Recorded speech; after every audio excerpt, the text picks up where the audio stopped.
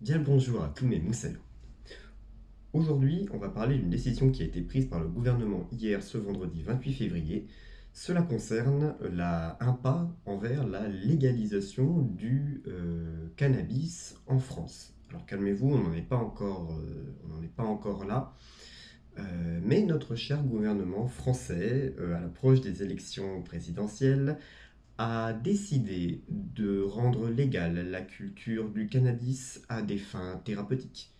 Ensemble, on va lire quelques articles pour comprendre le contexte dans lequel s'inscrit une telle décision et apporter un petit peu d'informations complémentaires sur la consommation du cannabis et la législation qui entoure tout ça. On est parti, introduction, let's go.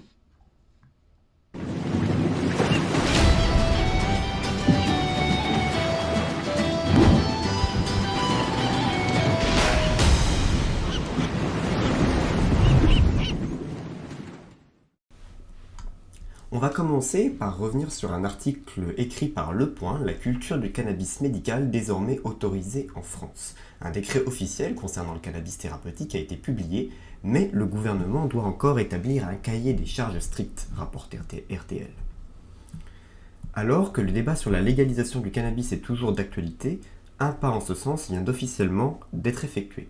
Un décret a été publié au journal officiel vendredi 18 février, c'était hier donc, permettant aux agriculteurs français de cultiver du cannabis médical.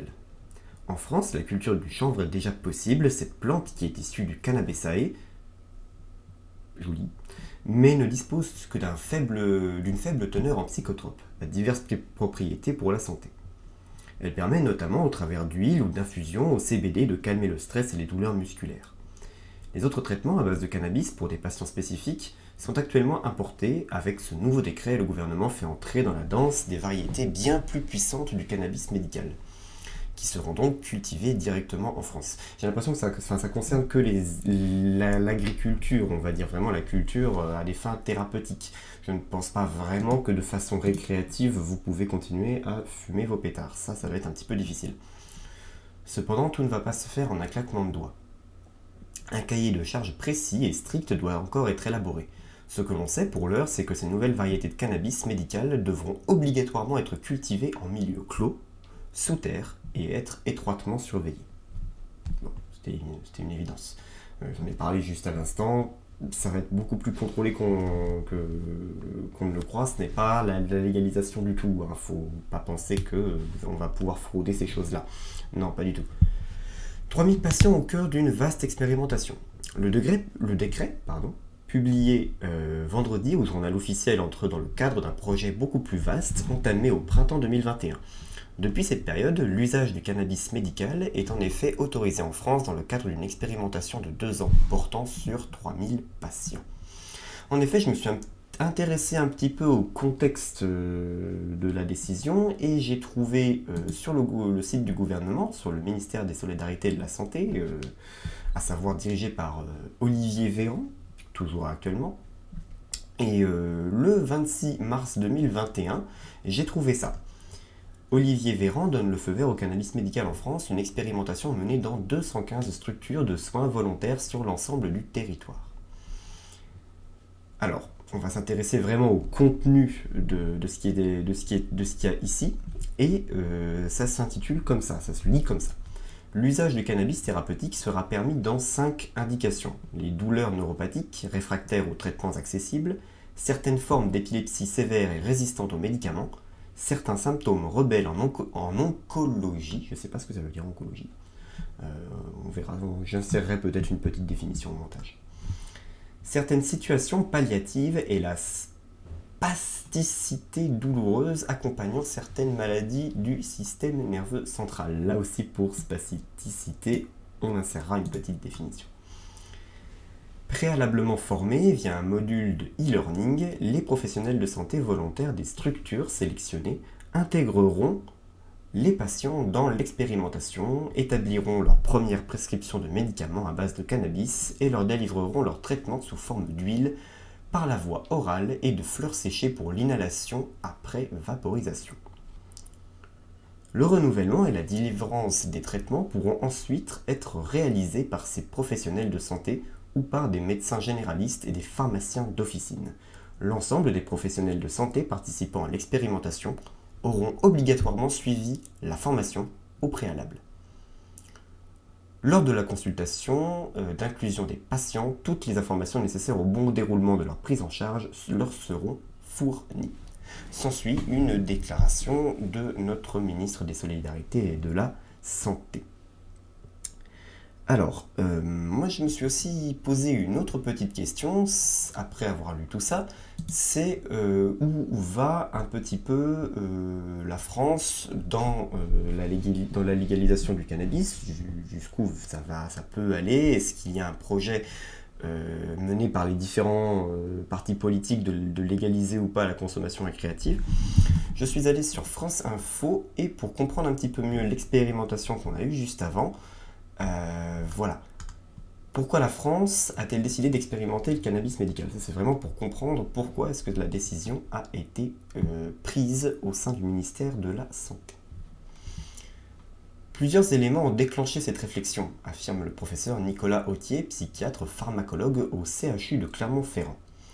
D'abord, la montée en puissance de la littérature scientifique sur le sujet.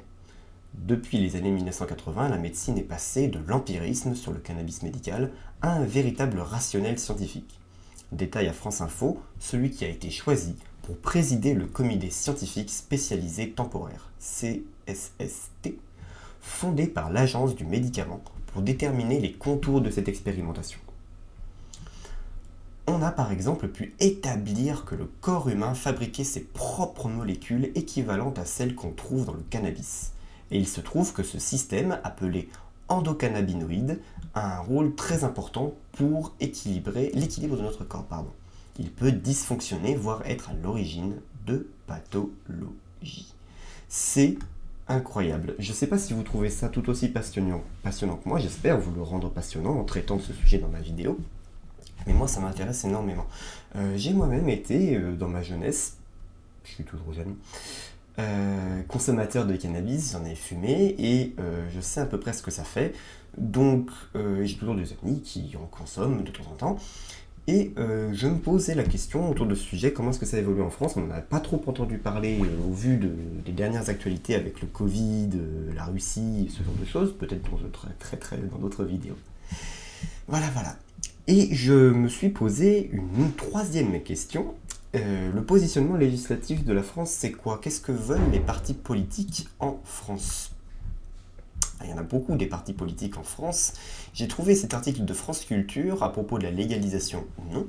Et dans cet article détaille plutôt bien les déclarations et les positions des candidats aux élections présidentielles sur la légalisation du cannabis. Et c'est tout. Oui, parce que c'est ça dont on parle.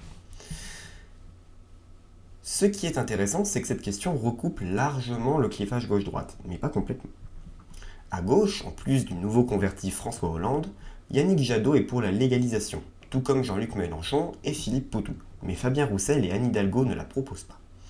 À droite, c'est évidemment niet. Cannabis est synonyme de délinquance et d'insécurité, voire de démence. Souvenez-vous de cette petite phrase de Nicolas Sarkozy aux 20h de TF1. Si jamais un jour on m'avait dit que j'aurais des ennuis à cause de Kadhafi, j'aurais dit « Mais vous fumez, monsieur !» Tout est dit, rendre la fumette légale, le fameux même « Vous fumez, monsieur !» Mais vous fumez, mais enfin, déconnez. Tout est dit, rendre la fumette légale, les candidates Valérie Pécresse et Marine Le Pen y sont fortement opposés. Voilà, alors limiter la droite à Nicolas Sarkozy, Pécresse ou Marine Le Pen, c'est vrai que ce sont les plus grandes candidates, on va dire, sur le spectre politique de droite. Je suis pas sûr que ce soit le plus objectif possible. Et là, ça se base en plus sur un mème, mais bon, voilà. Mais c'est moins clair chez Éric Zemmour. Au risque de vous surprendre, j'ai retrouvé cette archive pas si vieille d'il y a 7 mois. Il n'était pas encore candidat, et voici ce qu'il en disait sur le plateau de CNews. Vous imaginez que, spontanément, j'ai plutôt un tempérament répressif et que je n'ai pas du tout envie que mes enfants fument du cannabis. Mais j'essaye de réfléchir en fonction des faits et des réalités. Ben voyons. Et je me dis, ça ne marche pas. On a des chiffres terribles, il faut le reconnaître, la répression ne marche pas. Ben voyons, Zemmour serait-il de gauche? Oui monsieur, oui madame. Je me demande si on ne devrait pas organiser la légalisation ordonnée du cannabis. Je suis plutôt étonné que Zemmour se positionne comme ça vis-à-vis du cannabis, vis-à-vis de la grosse beurre. Vous allez pouvoir donner vos avis en commentaire. Est-ce que c'est pour vous une tentative de récupérer un électorat plutôt à gauche, ou est-ce que ça fait vraiment partie de son programme et qu'il considère ça, à juste titre peut-être, ou à tort, que la légalisation du cannabis serait une légalisation ordonnée plutôt, comme il le dit, serait intéressante, réellement. Vous pourrez donner votre avis dans les commentaires, ça m'intéresse énormément. La légalisation au nom du réalisme, c'est aussi ce que dit François Hollande, à l'inverse de la ligne ferme imprimée par Manuel Valls durant son quinquennat. Emmanuel Macron, lui, semble avoir fait le chemin inverse. Aujourd'hui, il décrit la lutte contre le trafic de drogue comme la mère des batailles, tout comme son ministre Gérald Darmanin. Et pourtant, là encore, les archives sont utiles. En septembre 2016, Emmanuel Macron se prépare à être candidat. Et interrogé sur France Inter, voici sa réponse. Aujourd'hui, le cannabis pose un problème en effet de sécurité, de lien avec la délinquance dans les quartiers difficiles, de financement de réseaux occultes. Réseaux occultes. Ça fait très que tout. Mais occulte, je suppose qu'il veut dire par là qu'il parle de l'économie souterraine et du trafic. Bon, voilà, on ne sait pas trop où est-ce que ça va. Occulte n'était peut-être pas le meilleur terme. En tout cas, quand je le dis comme ça me fait penser un peu. On a l'impression que les dealers, ils sont en train de faire de la magie noire, là, comme ça, en train d'invoquer le sacro-saint démon de la weed. Bref. Et donc, on voit bien que la légalisation du cannabis a des intérêts de ce point de vue. On lit le point de vue d'Emmanuel Macron, là, je vous rappelle. Et une forme d'efficacité.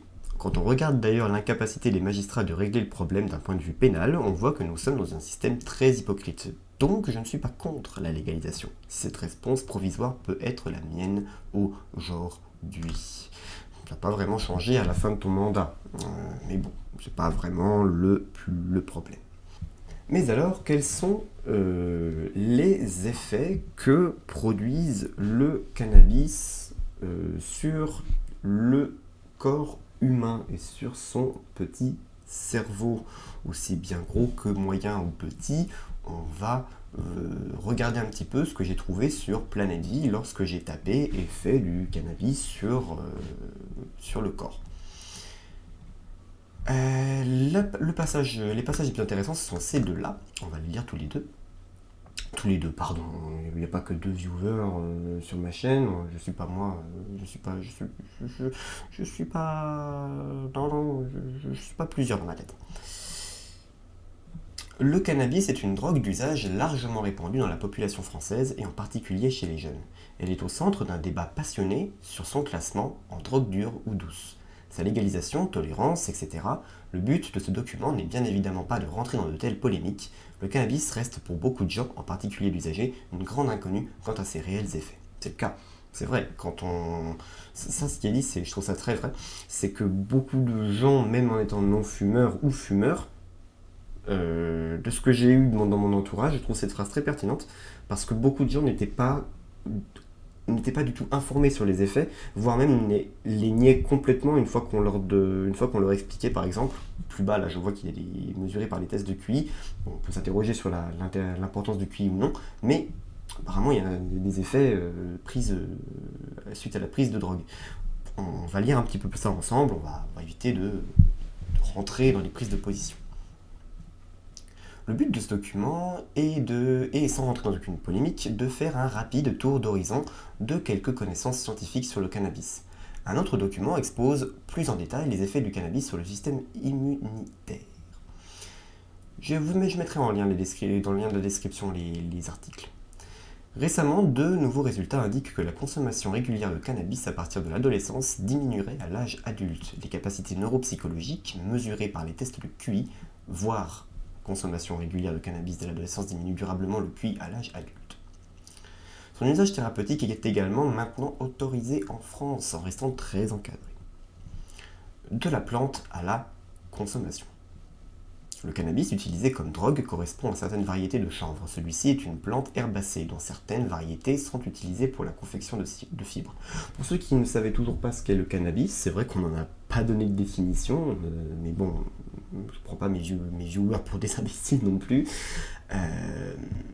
Voilà, vous avez concrètement à l'écran, et je viens de vous lire, une définition plutôt propre de ce qu'est le cannabis. On va rentrer dans les détails.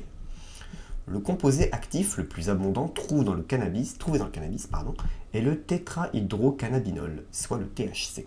Sa teneur dans les herbes de cannabis varie de 4 à 9%. En France, le cannabis est essentiellement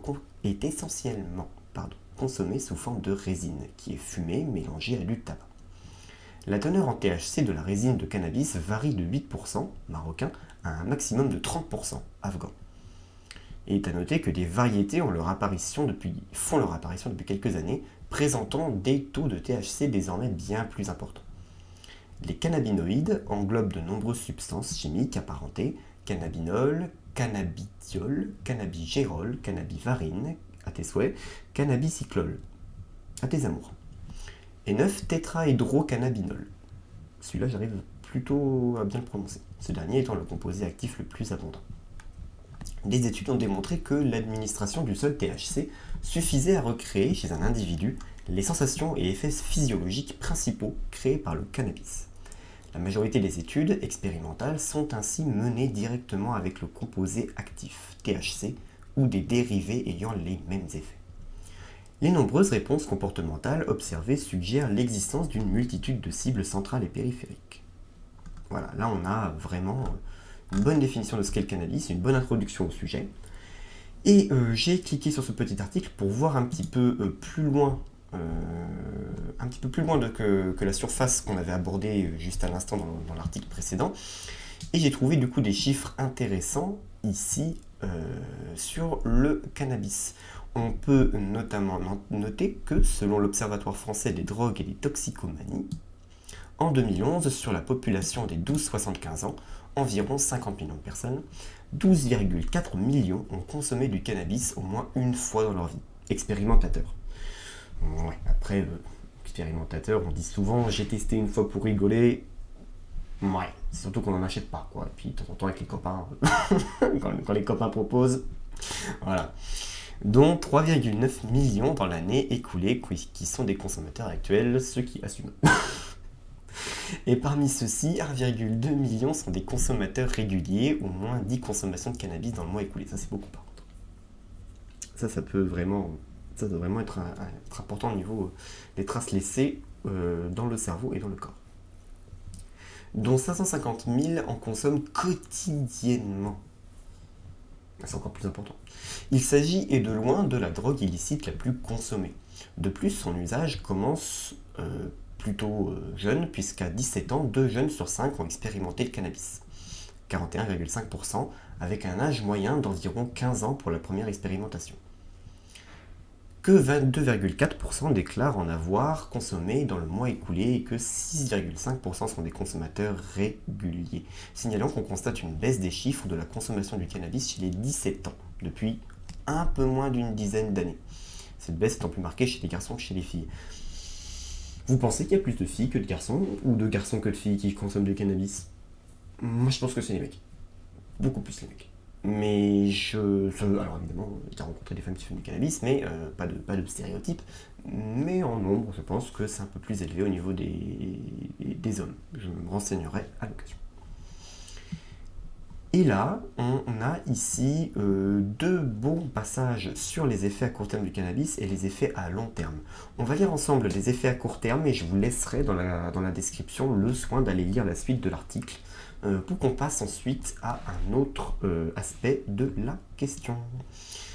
Les effets à court terme du cannabis sont bien connus. L'usage récréatif du cannabis est motivé par la recherche de la sensation de bien-être qu'il peut procurer. On est défoncé, on est des légumes. Légère euphorie, apaisement, somnolence et la modification de la perception qu'il peut engendrer. Mais il peut également entraîner d'autres effets plus ou moins indésirables, fringales, bouche sèche, anxiété, palpitations, voire nausées, vomissements, malaise. J'ai déjà vu, voire vécu ces symptômes-là, j'ai même vu pire que ça encore, mais je me garderai d'uniquement prononcer mon avis personnel, mon expérience. Certaines personnes vont fumer toute leur vie et ne jamais réellement ressentir ces choses-là. Bon, peut-être, après tout, tant mieux pour eux, ils ont bien de la chance. Par ailleurs, de nombreuses fonctions cérébrales sont altérées sous imprégnation cannabinique. Troubles de la mémoire, de l'attention, du raisonnement, de la coordination, de la vigilance, allongement du temps de réaction, etc. Ces troubles persistent plusieurs jours après la dernière consommation, bien que le consommateur ne s'en rende également pas compte. Ça, c'est vraiment très dangereux quand on est jeune. Je me souviens qu'au lycée, à l'âge de entre 15 16 ans et 18 ans, c'était la période où j'ai consommé le plus et où je pense la plupart de mes camarades autour de moi en ont consommé le plus aussi. C'était dramatique de voir à quel point on n'arrivait plus à retenir ce qu'on faisait, aussi bien à court terme qu'à long terme. Le trouble de la mémoire, c'était vraiment... ou de l'attention, ou des raisonnements, non, c'était vraiment très très présent. À y penser, à m'en souvenir, on était totalement là-dedans. Bon, après, certains me diront non, ils n'ont jamais eu de problème avec ça. Bon, peut-être que ça arrivera quand ils auront 35 ans. En creusant un petit peu, j'ai trouvé sur les effets variables du cannabis quelque chose qui est vachement intéressant dans un article de l'INSERM. Un professeur qui, selon une source sûre que j'ai trouvée après à côté, j'irai la lire, mais elle a l'air totalement clean. Un gène serait en cause dans l'addiction du cannabis. L'analyse génétique a montré que ce trait était corrélé à certains variants génétiques de récepteurs endocannabinoïdes, les lipides sécrétés de manière endogène par l'organisme. CNR1, ça c'est le nom de l'endocannabinoïde. Récepteur sur lequel agit le THC, le principal composant du cannabis qu'on a vu précédemment. L'haplotype AAA. Merci Denis Brognard. L'haplotype AAA du gène, présente chez environ 30% des sujets, semble moins souvent associé aux effets psychotiques que les autres haplotypes. Cela suggère l'existence de facteurs génétiques qui prédisposent à ce type de symptômes, indépendamment des habitudes de consommation, explique Marie-Odile Krebs, responsable de cette étude. Les chercheurs... Ah non, c'est carrément elle qui a fait l'étude en question. La source...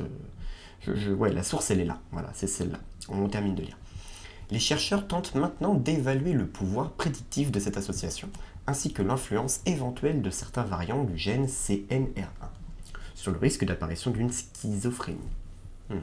Pour ce faire, ils étudient de jeunes patients consultant au CIGIAD, consultation spécialisée du service hospitalo-universitaire de l'hôpital Sainte-Anne Paris, pour des symptômes prodromiques annonciateurs dans 10 à 30% des cas d'une évolution vers une schizophrénie. Voilà. J'ai regardé un petit peu l'étude, c'est en anglais, je vous la mettrai dans la description, je vais avoir beaucoup de mal à tout traduire tout ça, on en aurait pour 1h30. Pour conclure un petit peu ce passage sur le cannabis et sur l'actualité en France concernant la légalisation de la culture thérapeutique, je vous ai trouvé dans le Code de la santé publique, toujours sur Légifrance, chapitre 1er, peine applicable du livre 4, troisième partie législative, je vous le mettrai en description, vraiment l'application légale de la légalité, la loi autour de la consommation de drogue. L'usage illicite de l'une des substances ou plantes classées comme stupéfiants est puni d'un an d'emprisonnement et de 3 750 € d'amende. Si l'infraction est commise dans l'exercice ou à l'occasion de l'exercice de ses fonctions par une personne dépositaire de l'autorité publique ou chargée d'une mission de service public, ou par le personnel d'une entreprise de transport routier, ferroviaire, maritime, aérien, de marchandises, de voyageurs, exerçant des fonctions mettant en cause la sécurité du transport dont la liste est fixée par décret en Conseil d'État, les peines sont portées à 5 ans d'emprisonnement, x 5, et à 75 000 € d'amende. Voilà, vous pourrez lire la fin de vous-même dans la description, ça vous poussera un petit peu à aller chercher, à vous documenter sur le sujet. J'espère que j'aurai rendu cela passionnant. On se retrouve pour un autre épisode de Fichier News la prochaine fois. Je ne sais toujours pas comment je vais les tourner, ni à quel rythme. J'aimerais bien faire 2 à 3 revues d'actualité par semaine, comme ça, de 20 à 25 minutes, c'est plutôt pas mal. Je vous remercie de m'avoir écouté et à la prochaine mes petits moussailles.